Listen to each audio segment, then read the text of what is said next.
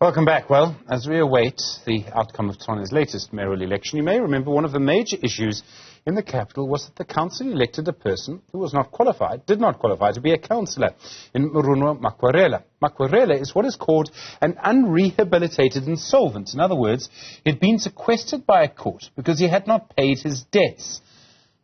It's an interesting question. Does actually affect almost everybody who holds or wants to hold public office. Mametlwe Sebei wears many hats, but he's also a lecturer in professional ethics in the Department of Jurisprudence at the College of Law at Unisa. Mametlwe, good afternoon to you. Really do appreciate the time. Firstly, what does the law actually say? When can you not stand for public office, and when can you not be a councillor? Well, in terms of Section 47 of the Constitution, one of the criteria for eligibility of the membership of Parliament, and I think the Municipal, Structures Act, I think, extend that also to membership of council, say that you can't be that when you are unrehabilitated, insolvent. So that means that if there is a declaration of insolvency, and of course you have not been rehabilitated, you are not eligible for the membership either of council but also of provincial and national assemblies and legislative bodies. I presume the people who drafted that, going all the way back to the 1990s, did it because they wanted people who could manage money in office, and they didn't want people who were in debt to someone else in public office. But as a problem, the point is that you can't have, even Parliament, acting arbitrarily and capriciously, as, the Constitutional Court said, I think, in a New National Party case. What it says is that any law must be rational and must meet a legitimate purposes in the public interest. And what that means is that we've got to be able to say, what is it that today credit and insolvency actually means? Because we know the thinking in terms of insolvency has evolved over time. There was a time when, a credit, but also insolvency, was a reflection, if you like, of, a personal and moral failure of an individual. That's not what it actually means today, because in economic dispensation that we are referring to in that case is when really people took credit to buy luxuries for the ego and the vanity of the rich. But today, credit is a lifeblood of the economy, is the lifeblood of, day-to-day existence under capitalism. Me and you depend on credit for housing, for cars, but also just for daily transaction, clothing, food, and many other things, without which not only can we survive as individuals, but in fact, economy itself will implode. It is not just us who seek credit. In fact, the system makes sure that all of us are on credit. That's the reason 27 million people in this country, a country with just only about 16 million people employed, 27 million people are on credit, and they're credit active. And many of them in distress for that matter. You make a very interesting point, I think an important point, about how the economy, maybe capitalism, has changed in terms of credit, and I think to a large extent you must be right. I suppose, though, the argument, if I were to seek one, to look for an argument against you, would come like this. Why should someone who can't manage their money properly be allowed to manage the money of other people? And if you are a councillor, you would possibly end up managing the money of people, of voters. You would end up supervising the people who manage the money as well. So let me put the question directly. If you can't manage your own money, why should you be allowed to manage the money of voters? Firstly, you assume that, insolvency is really about that, right? I've already said that about 27 million people are credit active in this country. About 90% of them are financial distress, not because of lack of financial prudence, but because of the market forces outside their control. So, for instance, when we took loans before November 2021, where was the interest rate? At just above 8%, right? There has been since 375 basis points increase in interest rate. That is over 100%. And I think, according to the Sunday Times report that I've read, it says that actually, a house and, a 2 million, bond, over 20 years has increased from, 11,800 in terms of monthly service. I don't think that calculation are right because it says over 20 to 20,200 from 11,800. But I do think certainly you can argue that there's about 4,000 rand more that one pays, just not because of anything that has happened, other than the fact that you have the Reserve Bank that, for instance, is forced, at least according to their logic, to tail the American central bank and their interest rate policy to maintain the differentials in order to attract investment in particular financial markets in this country to maintain the trade balances. So right. I'm saying that the forces that actually push people over the cliff into insolvency is not anything that reflects their lack of planning or lack of financial prudence on their part, right?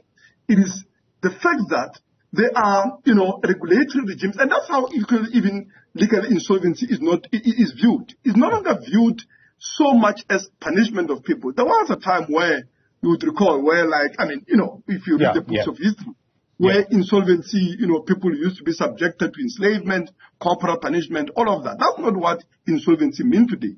It's an economically functional legal mechanism to clear a non-performing debt in order to rebalance the economy for a new, era of, for a new growth and rebalancing and so on. Okay, I hear you, and Mametlwe, I mean, you know me, I'm always tempted to have an argument with you about interest rates, but let's you and I agree for now to put that to one side. There is another issue here which may be interesting, and you tell me, because you're a lecturer in ethics. So I accept what you say for the moment about this argument. Maybe we do need to have a change. It's still true, though, that when Murunwa Makwarela stood up, and I presume raised his right hand, and actually took an oath of office as mayor and as a councillor, he must have known that he actually didn't qualify. Would he not be guilty of fraud? I do not hold a brief for Makwarela, right? And I think you know my politics. Sure. I do not think any of these bourgeois politicians, there's anything really to be trusted about them and so on. I reject their politics. The point that I'm raising is that this is an issue with, a tremendous implications for working class politics and political representation, because the layers, basically, from which the working class will draw its political representation. People earning somewhere between 10 and 20,000. Those are people, according to report, that says their debt-to-income ratio is at somewhere between 125 and 165, right? These are people that are in financial distress. These are people who, many of them, will be disqualified from standing in the elections as councillors representing working class communities. So I'm arguing here that you cannot have a hard and honest working class people who fall on financial difficulties, not out of conditions that they've created, not out of fault of their own, but because of economic forces outside their control, being denied a say in the processes, the public discourse, legislative and policy-making processes that have to do with the condition that have put them in that situation in the first place. So that is my argument. Sure. I mean, I hear you, and I think that's an important point to make. I'm also interested, though, in the ethics, the oath that Murunwa took. And let me explain why I say this.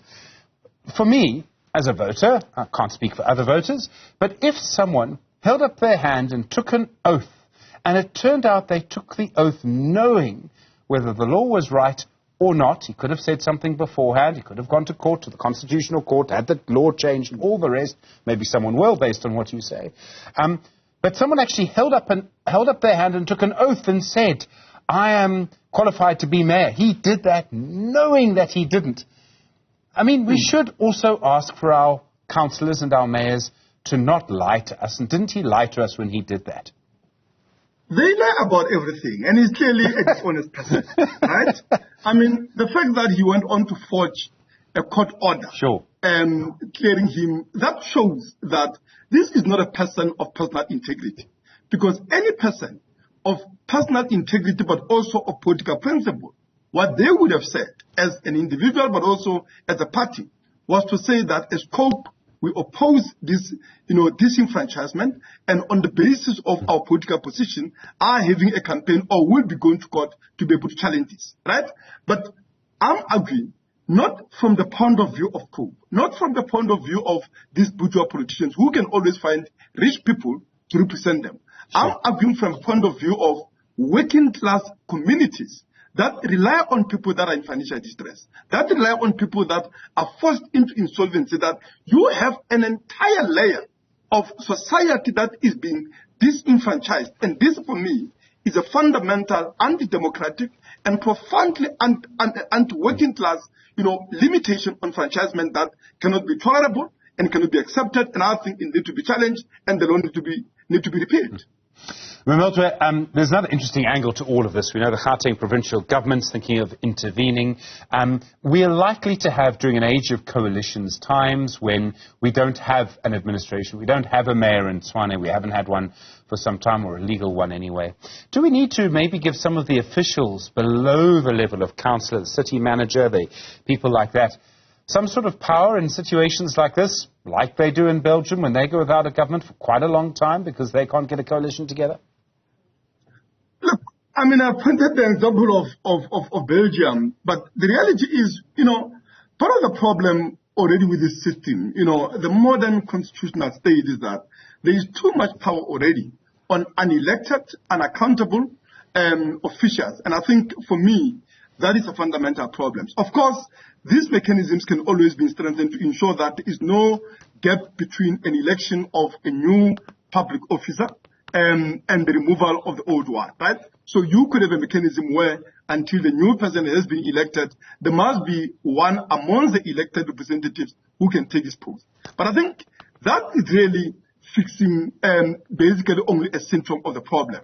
At the core of this problem is the fact that the capitalist system as a system, economically and as a social system, is in crisis, not only in this country, but the world over. And I think what we are seeing here is sections, or rather, all the parties and institutions of the ruling class not agreeing on the way forward and way out of this crisis, but also a social polarization that has taken place, which means the centrist parties like ANC, but many others globally, that have provided stability for the rule of the system in a period of economic boom and other things, those parties cannot hold anymore. In fact, we see polarization on the one hand, parties shifting to the far right, on the other, of course, to the left. And that's a tendency that we are seeing globally, not only in South Africa. And I think, for me, what we need is how do we get out of the crisis of the capitalist system? And none of these parties, none of the section of the ruling class